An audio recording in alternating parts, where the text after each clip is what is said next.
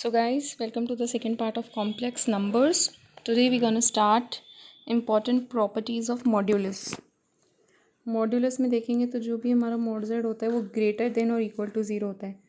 सीधी सी बात है. फॉर एग्जांपल जेड हमें दे रखा है 1 प्लस आयोटा नहीं 1 प्लस 1 माइनस 9 आयोटा ये दे रखा है हमें. इसका हमें निकालना है मॉड्यूलस. माइनस में देख लो, कहीं तुम्हारे पास कन्फ्यूजन रह जाता है कि भाई माइनस में नहीं था. माइनस में ले लिए दोनों. अब हमें निकालना है मॉड जेड. कैसे निकालेंगे? अंडर रूट ऑफ -1 का स्क्वायर. यहाँ देख लो दोनों का स्क्वायर हो रहा है, चाहे माइनस हो या अंदर प्लस हो. होल सम में तो प्लस ही आना है. तो 9 9 से 81 plus 1 is 82. Under root of 82 आएगा हमेशा पॉजिटिव या इक्वल टू ज़ीरो. समझो कि हमारा कॉम्प्लेक्स क्या हो सकता है. हमारा कॉम्प्लेक्स हो 0 प्लस 0 आयोटा. 0 होगा इक्वल टू, तो जो हमारा मॉड जेड होगा that would should also be equal to 0. तो ये एक हमने पढ़ी. उसके बाद जो हमारा मॉड्यूलस है that is always equal to और greater than real part of imaginary number. या तो इक्वल होगा या ग्रेटर देन होगा. Similarly it is equal to और ग्रेटर देन इमेजिनरी पार्ट. सीधी सी बात है, या तो बड़ा होगा या इक्वल होगा. या आप एग्जांपल्स लेके देख सकते हैं. यू गोना ट्राई इट कि भाई ये सही में हो रहा है या इट्स फेक.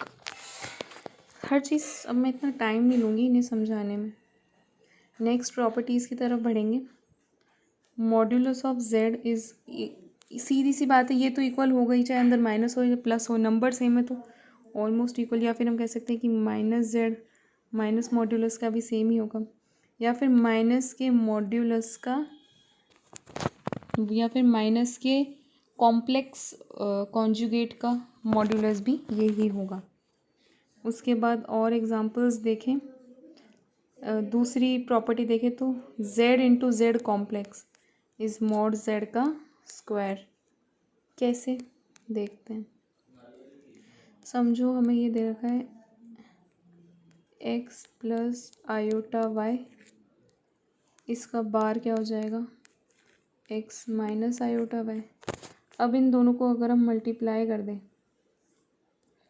ठीक है, तो क्या आएगा x square minus y square. आया. 1 सेकेंड.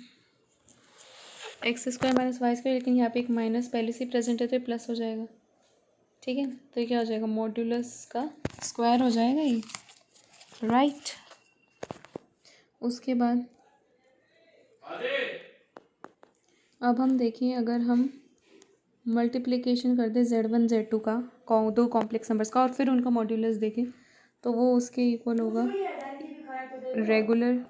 वो इक्वल होगा इंडिविजुअल कॉम्प्लेक्स के मॉड्यूलस के, मतलब मल्टीप्लिकेशन के. राइट. ये हो गया. डिवीजन में भी सेम हो जाएगा.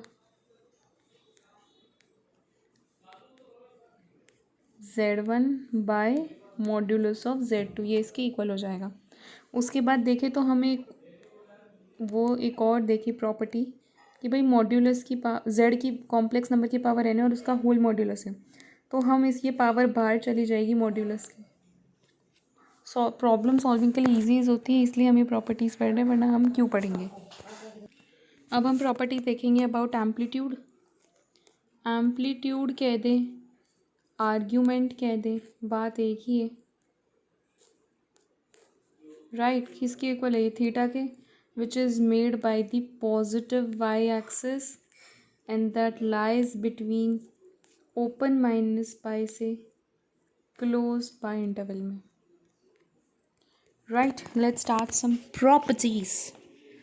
First, let's go. Amplitude of Z1 Z2 is equal to amplitude of Z1 plus amplitude of Z2, right, plus 2k pi, where k belongs to an integer. Division में देखें,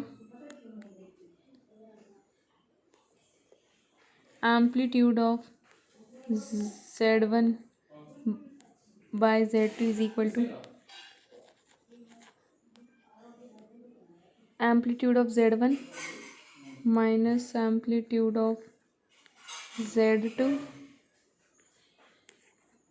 plus 2k pi, where k belongs to integer. और अगर हम देखें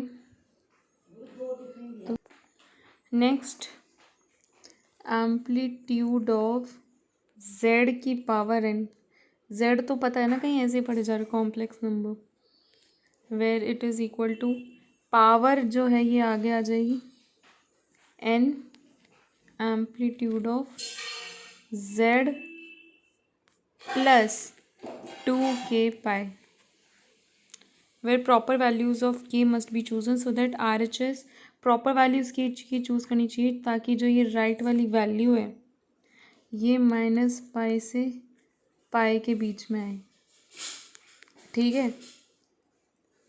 अब देखें ये क्या सारी प्रॉपर्टीज़ है, बट ढंग से पढ़ लो, फिर जब क्वेश्चन सॉल्विंग्स करेंगे ना तो आराम से होगा, कोई दिक्कत वाली बात नहीं आएगी।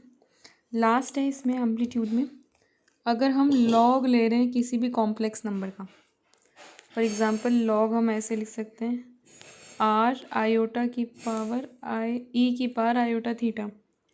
क्लियरली लिखती हूँ, रुको, हम ले रहे हैं log of complex number equal to log of e की पावर आयोटा थीटा।